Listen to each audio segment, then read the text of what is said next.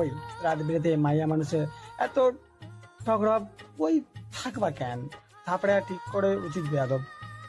নীরা রঞ্জন নীরব দৃষ্টিতে নাদিমের দিকে তাকিয়ে রইল। নাদিম বিশাল বিরক্তি নিয়ে পাশে থাকা ল্যাম্পপোস্টে ঠেস দিয়ে দাঁড়ালো। অসচেতনতায় পূজার দিকে দৃষ্টি পড়তেই চোখ বড় বড় হয়ে গেল তার। একগাল হেসে বলল, আসসালাম আলাইকুম চুকো, আদাব আদাব বৌদি। এই গর্ধব এই রাতের বেলায় আপনাকে বগল দাবা করে ঘুরে বেড়াচ্ছে নাকি? বন্ধুকে তো একদম মজনু বানিয়ে দিয়েছেন বৌদি। রাতে ঘুমালো বৌদি বৌদি টুকু পূজা পূজা করে। নাদিমের কথায় হেসে ফেলল পূজা। রঞ্জন ঘাড়ের কাছে একটা কিল বসিয়ে বলল, ডাহা মিথ্যা কথা। তো রাজাইরে বেচাল বন্ধ করে নম্রতাকে খোঁজ। নম্রতাকে খুঁজে পাওয়া যাচ্ছে না। মরে গেছে হয়তো, পাশে মেডিকেল। আই মর্গে চেক কইরা আসি গা। নীরা রাগী দৃষ্টিতে তাকালো, শাসিয়ে বলল, একদম ফাজলামো করবি না, ব্যাপারটা সিরিয়াস। ফোনে কিসব উল্টোপাল্টা কথা বলছিস? মাথা ঘুরছে, শরীর খারাপ করছে, হ্যান ত্যান। নীরার কথায় কানের পাশে চুলকাতে চুলকাতে মুখভঙ্গি গম্ভীর করলো নাদিম। ঠিক তখনই পকেটে থাকা ফোনটা বেজে উঠল। নাদিম মাত্রাতিরিক্ত বিরক্তি নিয়ে ফোন বের করলো। স্ক্রিনে ছোঁয়ার নামটা দেখে চোখ মুখ কুচকে ফেললো সে। ভ্রু কপাল কুচকে বলল, এই বালটা ফোন দেই কেন আবার? এক্সট্রা মাথা ব্যথা একটা। কথাগুলো বলতে বলতেই ফোন রিসিভ করলো নাদিম। প্রথম বাক্যে ধমকে উঠে বলল, ওই হ্যাঁ আমি তোর ফোনে আর কারোর নাম্বার নাই, আমারে ফোন দেস কেন? শুদ্ধ ভাষা শেখাতে ফোন দেস তোর বাপ। ওপাশ থেকে চেঁচিয়ে উঠলো ছোঁয়া। খবরদার শব্দটা উচ্চারণ করবি না নারী। ছি, তোর এসব থার্ড ক্লাস কথাবার্তায় বমি পায় আমার। একটা সুনামধন্য বিশ্ববিদ্যালয়ে পড়াশোনা করা সত্ত্বেও নর্দমার মতো বিহেভিয়ার তোর। মামা তোর সাথে বলে না যে নাদিম নামের ছেলে থেকে দূরে থাক। There is a strong reason. ওই ইংরেজের ঘরের ইংরেজ, ওই ইংরেজের ঘরে ইংরেজ। তোরে কইছি আমার লগে মিশতে, সালার জীবনটারে ফেনা ফেনা পায় না হাল দিলি। হোয়াট ইজ ফেনা ফেনা? আর হাল দেয় কিভাবে? নাদিম চূড়ান্ত বিস্মিত। রঞ্জনের দিকে তাকিয়ে অভিযোগের স্বরে বলল, ভাই কি সব ভাষা রে ভাই? ওই ইংরেজের ঘরের ইংরেজ। তোরে কইছি আমার লগে মিশতে, সালার জীবনটারে ফেনা ফেনা পায় না হাল দিলি। এই শালি তো বাংলা বুঝে না রে মামা। এই তুই বাংলাদেশে বাইর হ, এই মুহূর্তে বাইর হ। ব্রিটিশের বংশোদ্ভূত, বাংলা বুঝোস না আবার ভাষা শেখাস। ছোঁয়া যেন বেকুব বনে গেল। অসহায় কণ্ঠে বলল, ওগুলো বাংলায় ছিল, তাহলে আমি কখনো শুনিনি কেন? তুই ইংরেজের জাত এই জন্য। ফার্দার তুই যদি আমারে ফোন দিয়া মাথা খাস, কসম সময়াম তোরে আমি মার্ডার করে এলাম। এদের দুজনের ঝগড়ায় চূড়ান্ত বিরক্ত হয়ে ফোনটা ছিনিয়ে নিল রঞ্জন। ছোঁয়াকে ফোন দেওয়ার কারণ জিজ্ঞাসা করতেই জানা গেল সে নম্রতার বর্তমান পরিস্থিতি জানার জন্য কল করেছে। কিন্তু নাদিম তাকে বাজেভাবে ডিস্ট্র্যাক্ট করে দিয়েছে। নাদিমের মতো বেয়াদব ছেলে দুনিয়াতে হয় না। ওর মতো একটা বন্ধু পেয়ে ছোঁয়ার মরে যেতে ইচ্ছে করছে। বাংলা ভাষার এমন বাজে পরিণতির জন্য নাদিমকে পুলিশে দেওয়া উচিত। রঞ্জন বেশ মনোযোগ দিয়ে ছোঁয়ার কথা শুনল। চুপচাপ প্রয়োজনীয় কথা বলে ফোন ছাড়লো। নাদিমের দিকে ফোনটা এগিয়ে দিয়ে দীর্ঘশ্বাস ফেলল। এই পাঁচমিশালী চরিত্রের বন্ধু পেয়ে বেচারার জীবন প্রায় ওষ্ঠাগত। আর চোখে পূজার দিকে তাকাতেই দেখলো পূজা হাসছে। ঠোঁট টিপে বিচিত্র ভঙ্গিমার সেই হাসিতে মাথা পাগল হয়ে যায় তার। ইস, মেয়েটা এত স্নিগ্ধ কেন? নাদিমের কথাবার্তার মাঝপথে একটা রিকশা এসে থামলো তাদের পাশে। রিকশা থেকে নেমে বিস্ময় নিয়ে প্রশ্ন করলো সেই তরুণী, তোরা সব এখানে কি করছিস? নম্রতাকে সুস্থ সবল দেখে গোল গোল চোখে তাকিয়ে রইল ওরা। নীরবতা ভেঙে নাদিমই কথা বলল প্রথম। তুই একলাই আইয়া পড়ছস, আমার আর মর্গেও থাইকা আনতে যাইতেছিলি তোরে। লাশ আনতে যে গাড়ি বাড়ি লাগবা সেই ভাড়ার জন্য চাঁদা তুলছিলাম। তোর তো মামা ধৈর্য একেবারে কম। নম্রতা হতবিহবল দৃষ্টিতে তাকালো। কিছু বুঝতে না পেরে বলল, মানে? ওর কথা বাদ দে তো। কোথায় ছিলি এতক্ষণ? ফোন দিচ্ছি, ফোনটা পর্যন্ত তুলছিস না। ঠিক আছিস? নীরার কথার মাঝে মাথা শক্ত চাটি মারল নাদিম। নীরা শক্ত চোখে তাকাতেই চোখ পাকিয়ে তাকালো নাদিম। রঞ্জন দুষ্টুমি করে বলল, তোমার চিন্তায় তো ঠিকঠাক প্রেমটা করতে পারলাম না করে যে। বারবার আমার প্রেমে এমন বজ্রপাত ঘটালে কিন্তু তোমাকে ইম্পর্টেন্ট ডিভোর্স দিয়ে দেবো করে যে। নম্রতা হেসে ফেলল। রঞ্জনের বাহুতে চর বসিয়ে বলল, হারামি। কলিজা ভাই তোর কয়টা লাগে? এটা কলিজা হইলে ওই পাশেরটা কি ফুসফুস? উহুম, এটা জান। রঞ্জনের কথার ধরনে আবারও হেসে ফেলল সবাই। নীরা কৃত্রিম মন খারাপ নিয়ে বলল, আহা, আজকে কারো জান কলিজা হতে পারলাম না বলে। নাদিম তৎক্ষণাৎ মাথায় চাটি মেরে বলল, তোর কয়টা লাগে রে বিয়াদব মহিলা? ওই ব্যাংকারের হাত পাও কিডনি ফুবড়ু সরি তোর কয়টা লাগে রে বেদম হইলাম? ওই ব্যাংকারের হাত পা কিডনি ফেফড়া ফুসফুস হয়েও তোর শান্তি নাই, আবার জান কলিজা হতে মন চায়। নাদিমের কথায় মুখ ভাঙালো নীরা। পূজা খিলখিল করে হেসে উঠল। প্রত্যেকের জীবনের চাপা কষ্টগুলো মুহূর্তেই যেন শূন্যে উড়াল দিল। ঘড়িতে মধ্যরাতের ঘন্টা বাজছে। নীরা, নম্রতা কারো চোখে ঘুম নেই। নীরা দুটো চায়ের কাপে নিয়ে বিছানায় পা তুলে বসলো। নম্রতার দিকে একটা কাপ এগিয়ে দিয়ে বেশ ফুরফুরে কণ্ঠে বলল, এখন বলতো কই ছিলি? কারো প্রেমে জমেছিলি নাকি? নীরা ভ্রু নাচিয়ে দুষ্টু হাসলো। নম্রতা অনুভূতি শূন্য চোখে তাকালো। কয়েক সেকেন্ড তাকিয়ে থেকে খুবই সাধারণভাবে বলল, খুঁজে পেয়েছি। নীরা বুঝতে না পেরে বলল, কি খুঁজে পেয়েছিস? যাকে খুঁজে পেলে মাথা ফাটিয়ে দেওয়ার কথা ছিল তাকে খুঁজে পেয়েছি। নম্রতার কথাটা বুঝতে বেশ কিছুক্ষণ সময় নিল নীরা। বুঝে ওঠার সাথে সাথে চোখ বড় বড় করে বলল, তুই কি কোনোভাবে তোর পত্র প্রেমিকের কথা বলছিস নমো? নম্রতা শুকনো হাসলো। উত্তেজনায় লাফিয়ে উঠল নীরা। চায়ের কাপটা রেখে দুই হাতে মুখ চেপে ধরে বলল, কিভাবে সম্ভব? How man how? আমার বিশ্বাসই হচ্ছে না। দেখছিস তাকে? দেখা হয়েছে? কিভাবে কি হলো? কি কথা বললি? সব বল আমায়, সব সব। ও মাই গড, আমি আর চিন্তাই করতে পারছি না। নীরাকে এত উত্তেজিত হতে দেখে হাসলো নম্রতা। মৃদু কণ্ঠে বলল, তুইও চিনিস, দেখেছিস। নীরার চোখ এবার কোটর থেকে বেরিয়ে আসার উপক্রম। বিছানায় আবারও ধপ করে বসে পড়ল সে। কৌতূহল নিয়ে বলল, আমি চিনি? বলছিস কি? পরিচিত কেউ? নম্রতা ফোনটা উল্টে নীরার মুখের সামনে ধরল। নীরা চোখ ছোট ছোট করে স্ক্রিনের দিকে তাকালো। আরফান আলম নামের একটি আইডি থেকে কন্টিনিউয়াসলি মেসেজ আসছে ফোনে। নীরা মুখটা আরেকটু এগিয়ে নিল। দেখতে দেখতে আরো 3-4টা মেসেজ এসে জমা হলো ইনবক্সে। নীরা জোরে জোরে পড়ার চেষ্টা করলো। Miss Namrata, I want to talk to you. Please একটু বোঝার চেষ্টা করুন। এটা আমার জীবন মরণ প্রশ্ন। মেসেজের রিপ্লাই তো দিন অ্যাট লিস্ট। প্লিজ নম্রতা, আই বিগ ইউ, প্লিজ। মেসেজটা পড়ে চোখ বড় বড় হয়ে গেল নীরার।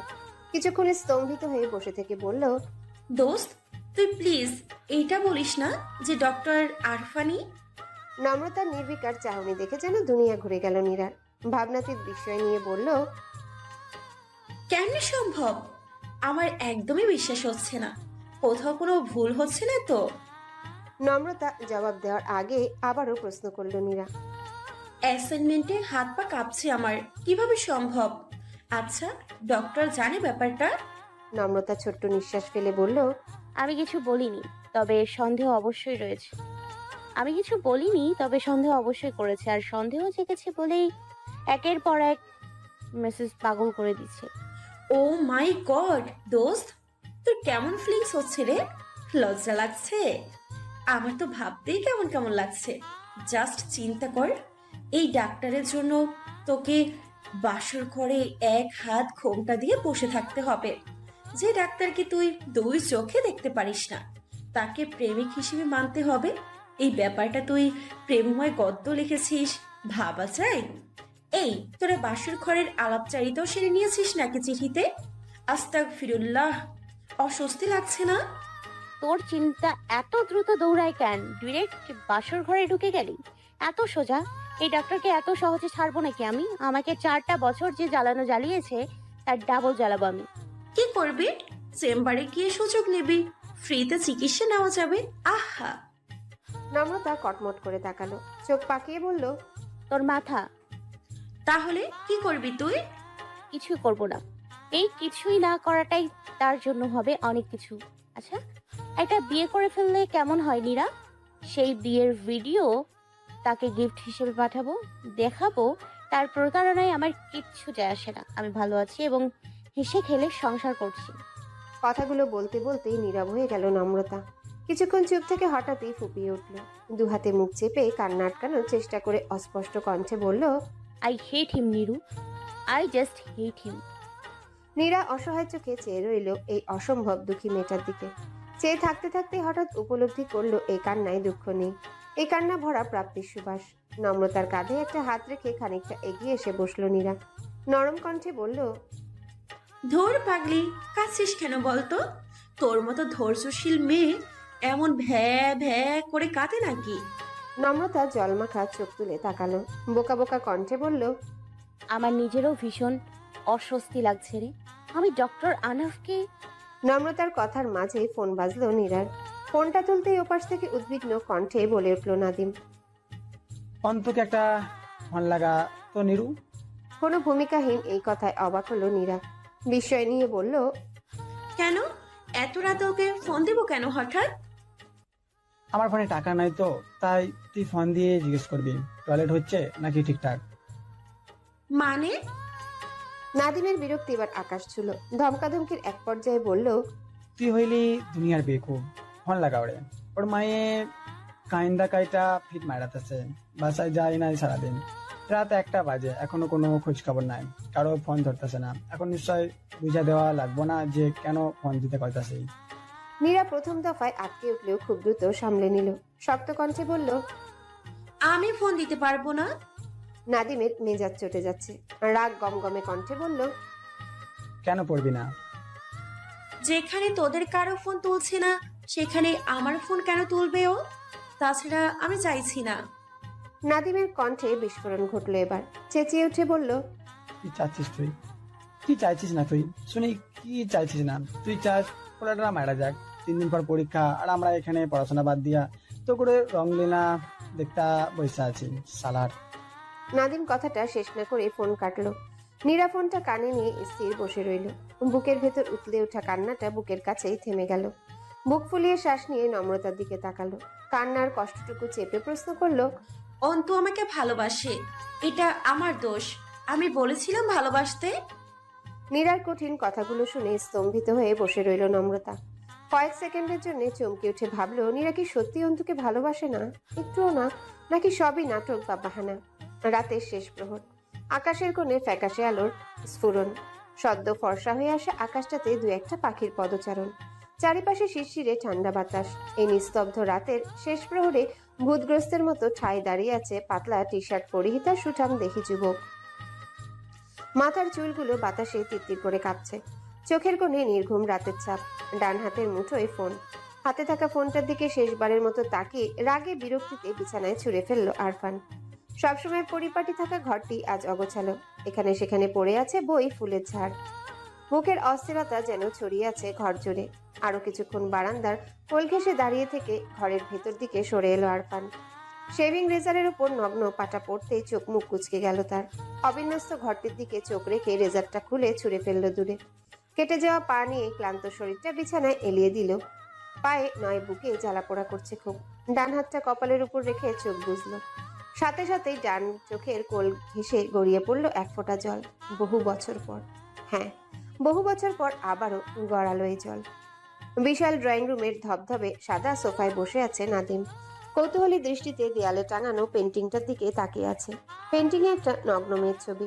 নগ্নদেহী মেয়েটার গলায় জড়ানো গহনা, হাত ভর্তি চুড়ি, টলমলে চোখ জুড়ে গাঢ় কাজলের রেখা। নাদিম তীক্ষ্ণ চোখে পেন্টিংটার অর্থোদ্ধার করার চেষ্টা করলো। চেষ্টা সফল হচ্ছে না।